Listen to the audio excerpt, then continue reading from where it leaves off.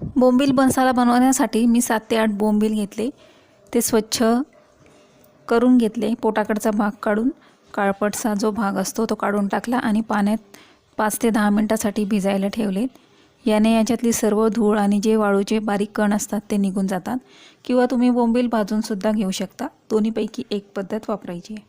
चला तर आपण अप्रतिम मेजवानीमध्ये बोंबील मसाला तयार करायला घेऊया।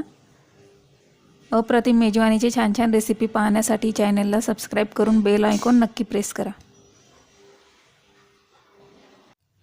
आता सगळ्यात आधी मी गॅसवर कढई ठेवून त्यात थोडे तेल घातले। यात आता